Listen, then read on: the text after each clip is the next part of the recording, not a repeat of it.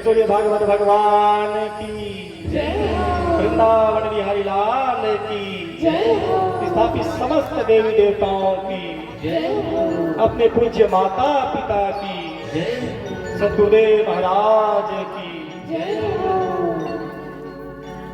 राधे राधे।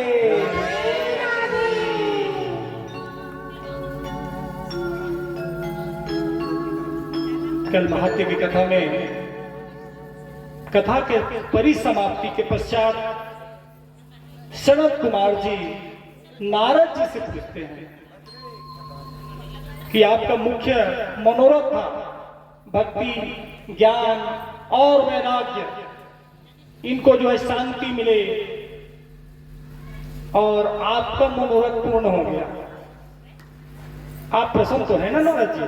नारद जी बोलते हैं भगवान मैं बहुत प्रसन्न हूं, मैं निरंतर दिन रात श्रीमन नारायण नारायण का जाप करता था, पाठ करता था और यहाँ पर मेरे ऊपर प्रश्न चिन्ह आ गया था क्योंकि भक्ति निवेदन करी मैंने, संपूर्ण पुरुषार्थ किया, लेकिन उनके चित्त को शांति नहीं मिला पाया।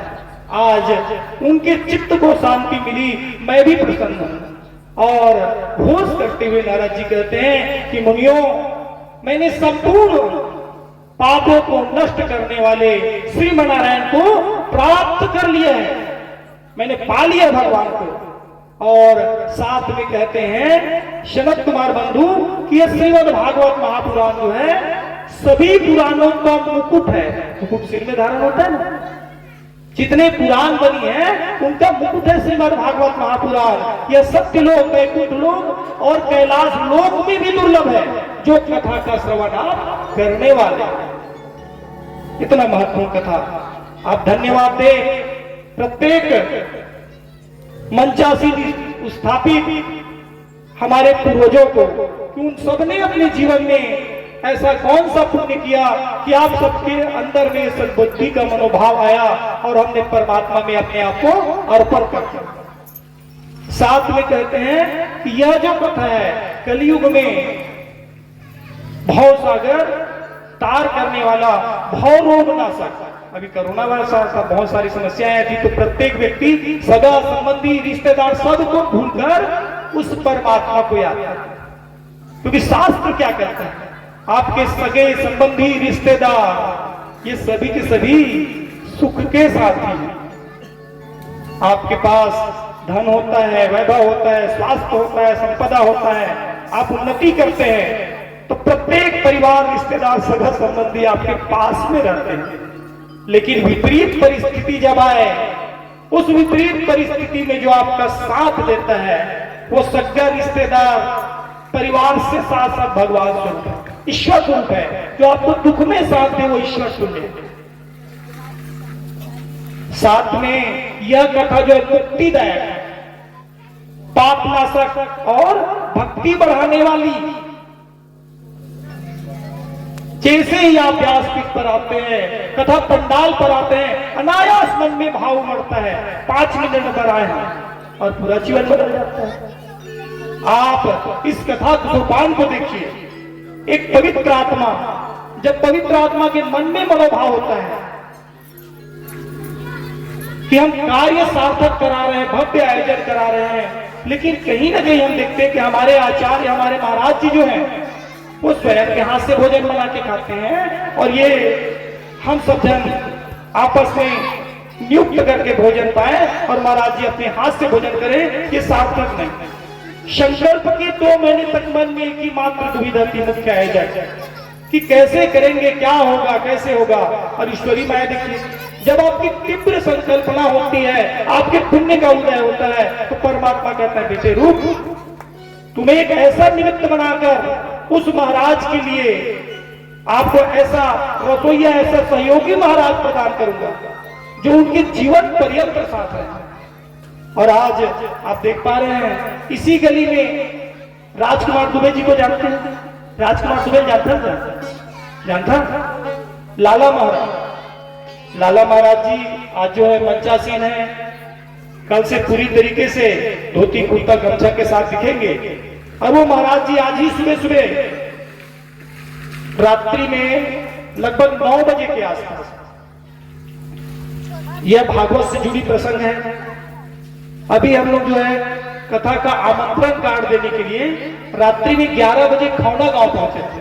तो एक कल्याण यदु जी उनके घर पहुंचे, तो वो जो है 2 साल से पेंडिंग था बमलेश्वरी माता की स्थापना।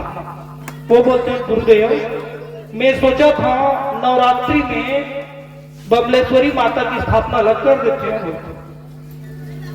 मुखार बिंद से अनायास इनकी उपस्थिति में निकला कि 2 साल तो हो गया, कितनों नवरात्रि आई कितनों गई। आप कह सकते हैं क्या कि 4 महीने बाद आप रहेंगे कि महाराज रहेगा, क्या आपका धर्म रहेगा? ये सब अनिश्चित है।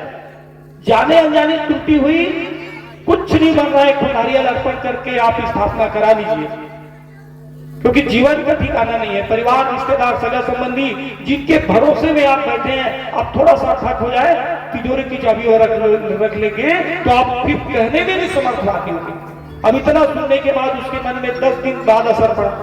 कल रात्रि में लगभग 9 बजे फोन करते हैं कि महाराज जी हमें स्थापना कराना। हाँ, भागवत के पश्चात हो, कल ही स्थापना कराना। अब बताइए, और राउत गहिरा का 9 बजे बिहनिया का नाजे हैं। मैं जानबूझ के कहता हूं कि बिहनिया का 9 बजे के समय, हाँ आ जाओ, 10:30 बजे पहुंचे हो।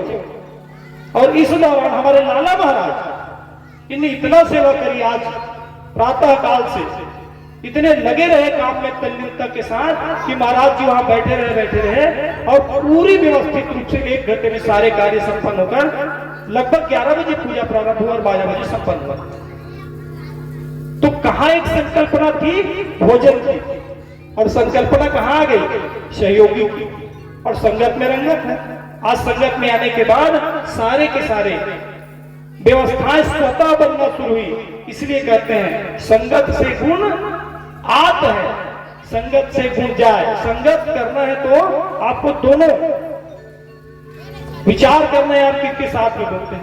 महाराज दारू छोड़ा दवा मिलते का, उनका दवा है संगत। आप संगत बदलिए, उनके साथ रहिए, उठिए बैठिए, सारी चीजें स्वतः बदल जाती है। तो यहाँ पर प्रत्यक्ष रूप में इस परिवार के द्वारा ऐसा गिफ्ट मिला जो जीवन भर, यानी कथा प्रारंभ में ही दक्षिणा मिल गया महाराज, पूर्णतः संतुष्ट मनोभाव के साथ। क्योंकि हम काम में व्यस्त हो जाते हैं, भोजन का समय नहीं। आज भी निकलने के समय जिद करके अक्कल खच्चर लगी करके मुंह में ठूंस दिए माता जैसे। एक रोटी जो है मुंह में डाले उसके बाद आया, तब ये मनोभाव आया कि वाकई में एक पवित्र परिवार का जो पवित्र संकल्पना होता है वो क्या होता है। आइए कथा सोपान, सभी ऋषि मुनिगण नैमिषारण्य क्षेत्र स्थान पर एक साथ एकत्रित हैं और वहीं पर भगवान श्री कृष्ण के लीलाओं का चित्रण करने के लिए शौनक आदि 88,000 ऋषि मुनिगण सूत जी महाराज से पूछते हैं। और सूत जी महाराज जो है कहते हैं सबसे पहले श्रद्धा पूर्व सर्वधर्मा मनोरथ फल प्रदा श्रद्धया साध्ये सर्व श्रद्धा तुष्यते हरि। श्रद्धा पूर्वक जो आप आचरण करते हैं उससे परमात्मा की प्राप्ति। आप कथा में बैठे 4 घंटा बैठे, आपका चित्त में श्रद्धा का मनोभाव नहीं है, आप कमियां ही निकालते बैठे हैं, तो आपको कोई लाभ नहीं होने वाला।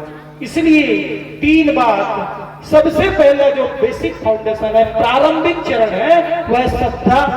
और श्रद्धा के बाद दूसरा आपको विश्वास बनाए रखना है, और साथ में ईश्वर के प्रति संपूर्ण शरणागति का भाव। यानी श्रद्धा, विश्वास और ईश्वर के प्रति, परमात्मा के प्रति जब संपूर्ण मनोभाव के साथ अब समर्पण का मनोभाव रखते हैं तो निश्चित रूप से परमात्मा की कृपा दृष्टि स्वतः बनती है।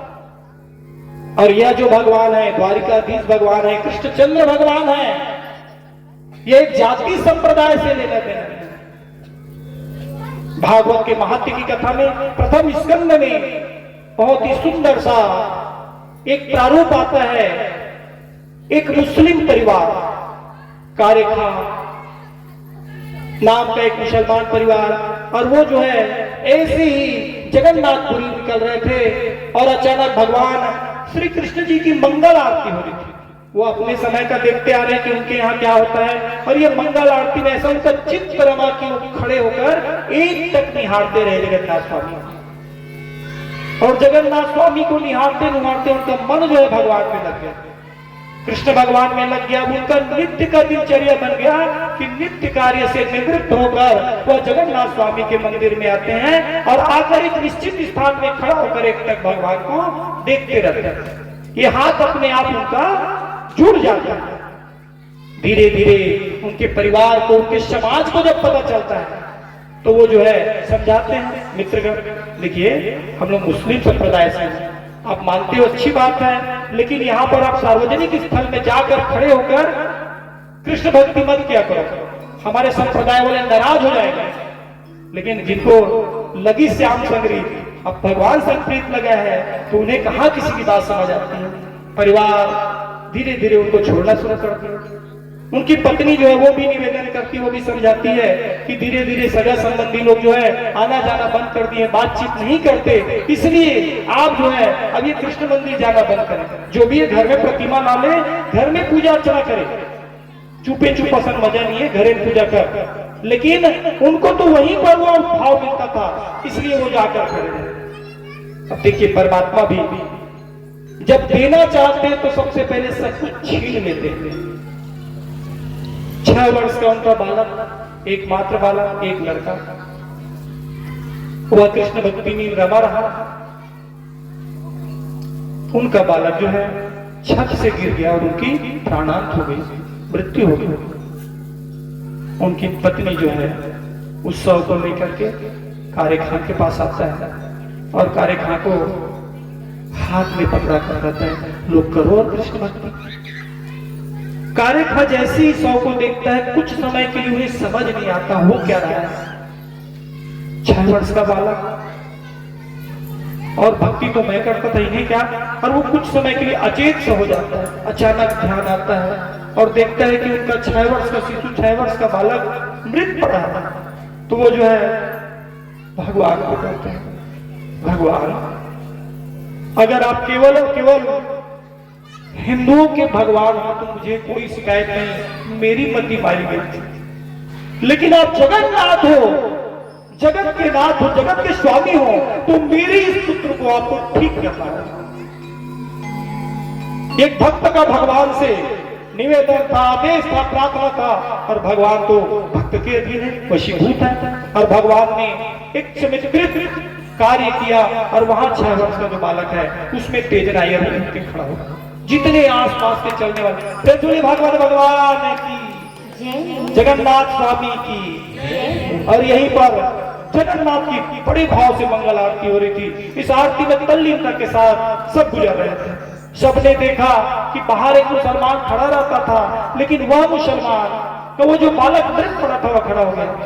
अब विचार तो करिए, जीवन भर हम मंदिर में माथा टेकता, हमन तो नहीं करे सकन चमत्कार, हमन माथा टेकता, हमन नहीं करे सकन चमत्कार। अब वो पठान हाँ एक जगह खड़ा बखोत्र से, ना वो पूजा पाठ करे ना कहीं, खड़ा होकर देखा है, अब वही चमत्कार कर दी।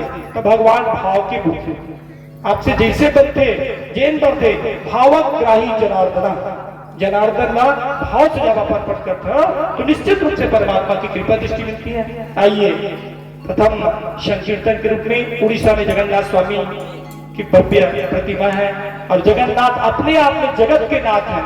तो उड़ीसा संकीर्तन जो है बहन सुनीता के मुखारविंद से सुने, तत्पश्चात आगे कथा में प्रवेश करेंगे। फिर सुनिए भागवत भगवान की जय।